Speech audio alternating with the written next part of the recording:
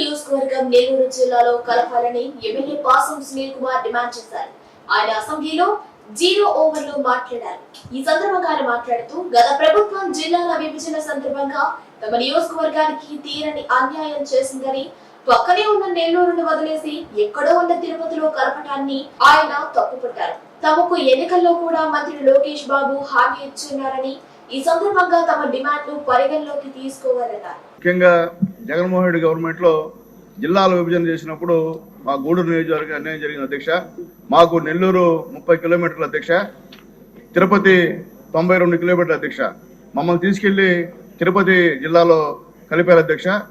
Village దగ్గర నుంచి పోవాలంటే, తిరుపతి పోవాలంటే 154 కిలోమీటర్లు అవుతుంది అధ్యక్ష, తిరుపతి పోవాలంటే ఒక విలేజ్ నుంచి. కాబట్టి ఉద్యోగస్తులు కూడా ఇబ్బంది పడుతున్నారు అధ్యక్ష.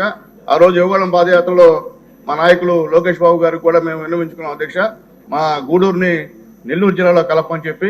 అలాగే బాబు గారికి కూడా మేము చెప్పాము అధ్యక్ష. ఆ రోజు పుట్టినరోజు, బాబు గారు పుట్టినరోజు గూడూరులో జరిపినప్పుడు బాబు గారు కూడా హామీ ఇచ్చారు అధ్యక్ష.